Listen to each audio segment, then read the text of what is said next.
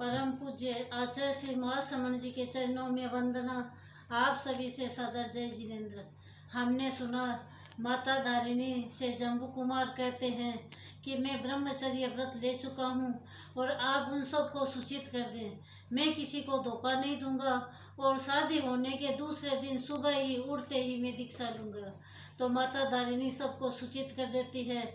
उनके माता पिता आते हैं, बात करते हैं और सभी कन्याएं एक जगह एकत्रित होकर अब वार्तालाप करती है। अब वो क्या बात करती है हम ये सब सुन रहे हैं। आओ बहिने चिंतन कर ले, समय रहे उपचार करें, कैसे स्वामी का ध्यान हरें।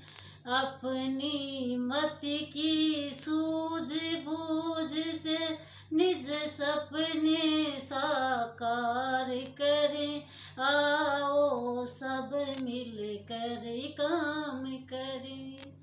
कहा एक ने नाथ हमारे, बिन जीवन बेकार है, और न होगा नाथ दूसरा, कहने का ये सार है।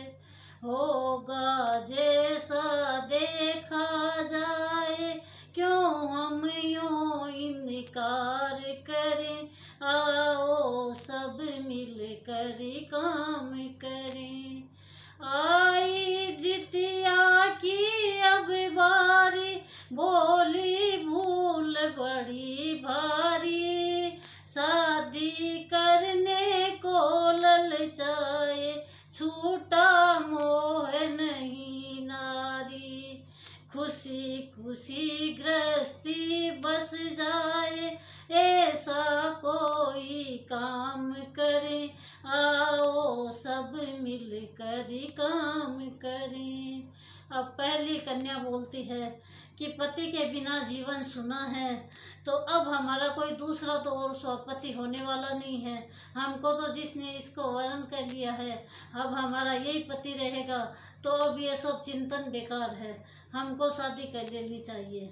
अब दूसरी की बारी आती है, तो वो कन्या कहती है कि शादी करने को ललचा रहे हैं, इसलिए इनका मोह छूटा नहीं है। अब ये सब गृहस्थी बस जाए, हमको ऐसा ही काम करना चाहिए, हमको कुछ भी नहीं सोचना है, हमको सहमति दे देनी चाहिए। अब तीसरी कन्या बोलती है, अब बोली अगली क्यों हो चिंता, हम तो पूरे 8 जी, एक नारी ही काफी होती, वो डाली हम 5 जी। छोड़ो झंझट और झमेले, फंस जाए वो काम करें। आओ सब मिल कर काम करें।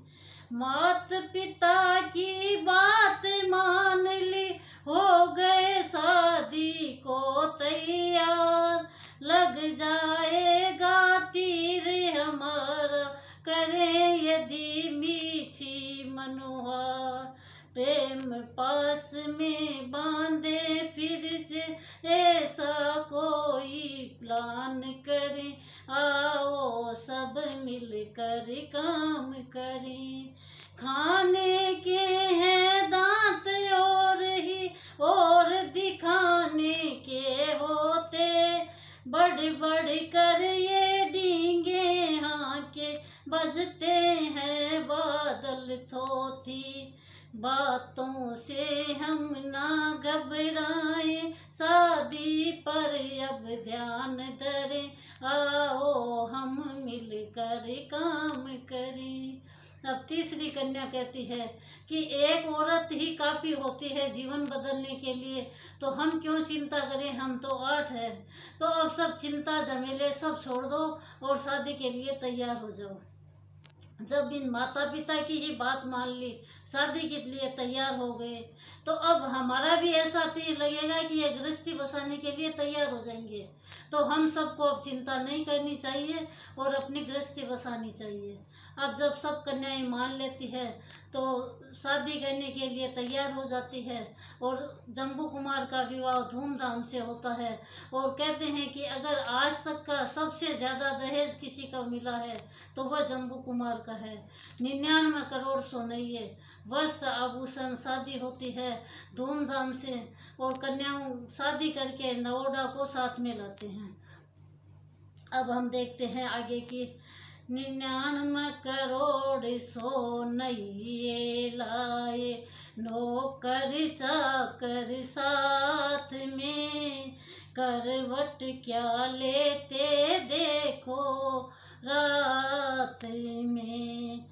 मात पिता का ले आशीर्वाद, 8 नवोड़ा साथ में, देखो अब होगा क्या प्रभात में।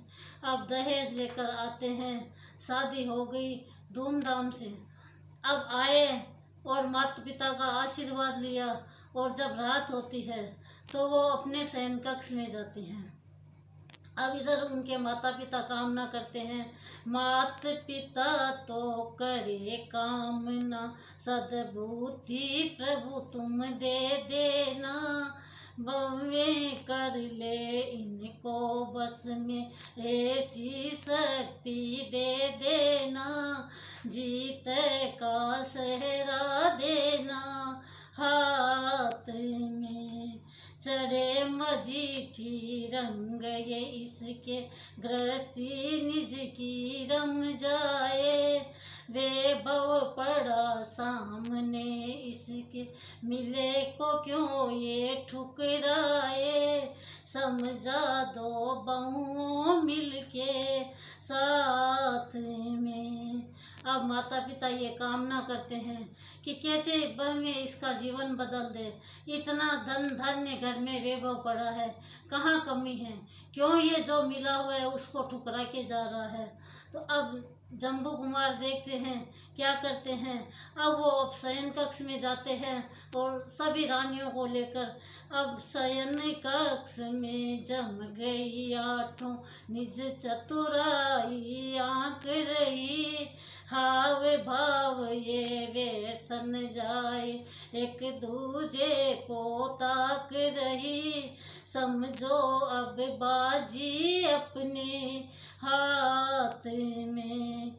मूक बने वो जम्बू बैठे, मन ही मन में मुस्काए, सपने सच हो मेरे सारे, घड़ी सामने वो आए, बातें करूं कैसे शुरुआत में।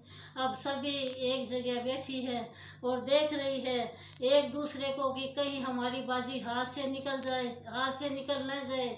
इधर जम्बू कुमार मन ही मन सोच रहे हैं कि कैसे अब सुबह हो और मेरे सारे सपने सच हो। अब देखते हैं कैसे वार्तालाप शुरू करते हैं। ओम अरहम।